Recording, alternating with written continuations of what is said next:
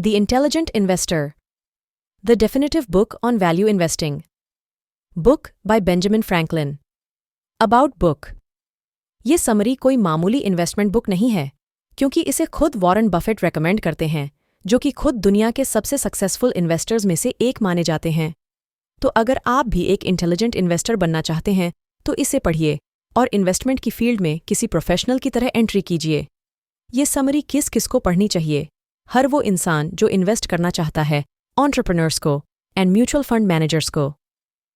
About this book intelligent investor एक ऐसी knowledge से भरी गाइड है जो फाइनेंशियल मार्केट में इन्वेस्ट करने वाले लोगों के बड़े काम आ सकती है।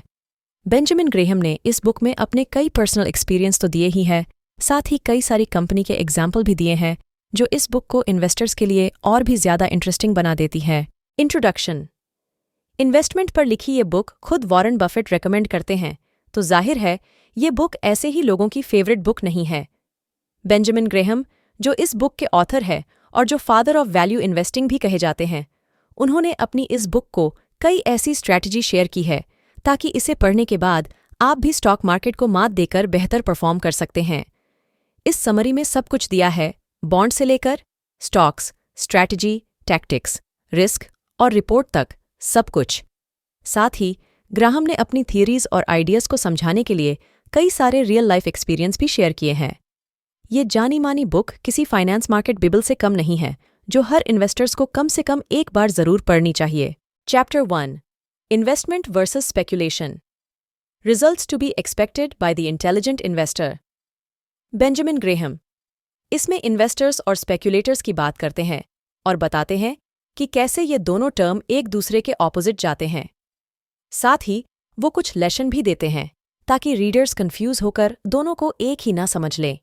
ये दोनों टर्म काफ़ी इंपॉर्टेंट है, क्योंकि फाइनेंस मार्केट में आप अक्सर लोगों को या आप खुद भी इन दोनों के बीच कंफ्यूज होते हुए देख सकते हैं। तो हम बताते हैं, एक स्पेकुलेटर वो होता है जिसकी खुद की वेल्थ बिल्ड होने के चांस कम होते हैं, क्योंकि वो दूसरों की वेल्थ बिल्ड करता है। ये लोग प्रॉफिट कमाने के लिए रिस्क लेने को तैयार रहते हैं और अपनी एजुकेशन और नॉलेज के बेसिस पर अंदाजे लगाते हैं कि मार्केट का रुख किस तरफ होगा। अब बात करते हैं इन्वेस्टर की।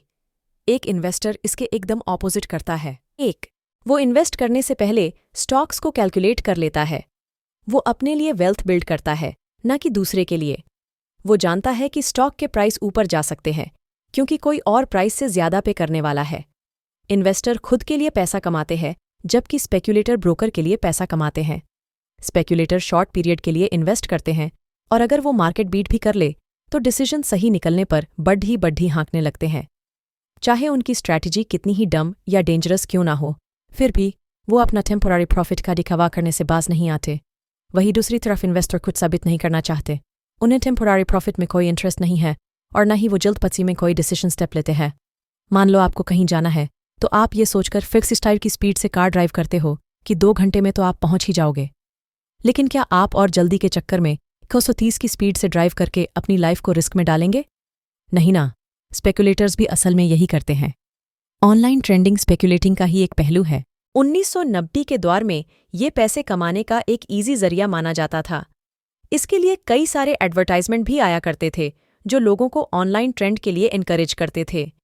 1999 का दौर आते आते करीब 6 मिलियन लोग ऑनलाइन ट्रेंडिंग से जुड़ चुके थे। दिसंबर और जनवरी के टाइम में छोटे स्टॉक्स बड़े प्रॉफिट कमाया करते थे। ऑनलाइन ट्रेंडिंग को लोग काफ़ी बड़े पैमाने पर प्रमोट किया करते थे और दूसरों को भी ऐसा ही करने के लिए कहते थे। लेकिन जब ज़्यादा से ज़्यादा लोग इसमें जुड़ने लगे तो रिटर्न भी कम मिलने लगा। एक और टेक्निक है फूलिश 4, जिसे 1990 के टाइम में बहुत बढ़ा चढ़ाकर बताया गया था। इसमें आपको सिर्फ ये करना होता है कि एक फाइनेंस इंडेक्स में लिस्टेड 5 स्टॉक को चूज करो, सबसे कम प्राइस वाले स्टॉक को हटा दो, सेकंड लोवेस्ट वाले स्टॉक में 40% पैसा लगाओ और बाकी बचे तीनों स्टॉक में 20% पैसा लगाना चाहिए। ये प्रोसेस तब तक रिपीट करो जब तक कि आप अच्छा खासा पैसा नहीं कमा लेते। बेशक ये तरीका उतना काम नहीं आया जितना कि लोगों को उम्मीद थी। मार्केट को गिराने के बजाय कि उन हजारों लोगों की जिंदगी बर्बाद हो गई जिन्होंने इस स्कीम के हिसाब से अपना पैसा इन्वेस्ट किया था। तो जब स्पेकुलेटिंग और इन्वेस्टिंग की बात आए तो आपका किन बातों का ध्यान रखना चाहिए? बस 3 चीज़ें याद रखना। जब आप सिर्फ स्पेकुलेट कर रहे होते हैं तो ये कभी मत सोचना कि आप इन्वेस्ट कर रहे हैं। जैसे ही आप स्पेक्यूलेटिंग को सीरियसली लेना शुरू करते हो, ये आपके लिए खतरनाक हो जाता है। इसलिए आपको स्पेक्यूलेटिंग में काफ़ी सोच समझकर ही पैसा लगाना चाहिए। जैसे एक इंटेलिजेंट गैम्बलर कसिनो में अपना सारा पैसा ना लगाकर थोड़ा बहुत लगाता है, इसी तरह आपको भी स्पेक्यूलेटिंग में 10% से ज़्यादा पैसा कभी नहीं लगाना चाहिए।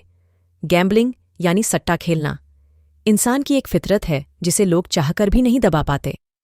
लेकिन फिर भी आपको इसकी लत से बचना चाहिए। जितना हो सके खुद पर कंट्रोल करने की कोशिश करें। सिर्फ यही एक तरीका है जो हमें स्पेक्यूलेशन और इन्वेस्टमेंट के बीच कंफ्यूज होने से बचा सकता है।